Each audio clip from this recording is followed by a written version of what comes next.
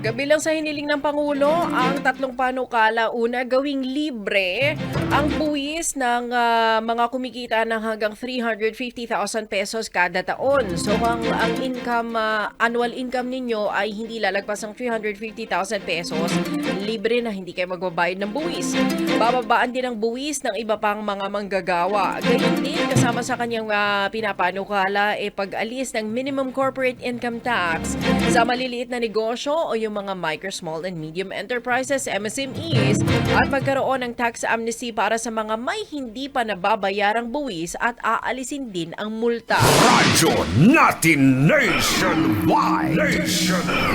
Binigyan din naman ni Pangulong Ferdinand Marcos Jr. sa kanyang ikalimang State of the Nation address na agad kumilos ang pamahalaan upang maibsan ang epekto ng krisis sa gitnang silangan sa mga Pilipino. Ayon sa Pangulo, nagpatupad ang gobyerno ng mga hakbangin upang matulungan ang sektor na pinaka-apektado ng krisis na ito.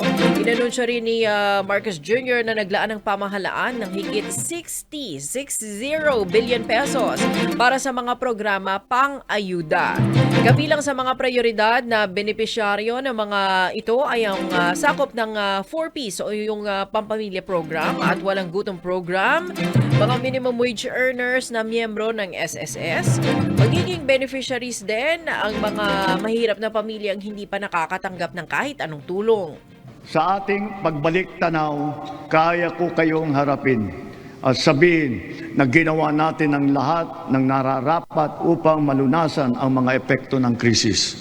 Agarang kumilos. Agarang kumilos ang buong pamahalaan upang tumulong sa mamamayan. Sa katunayan, tayo pa ay hinahangaan ngayon dahil sa bilis, liksi at pagiging aktibo ng ating pagtugon.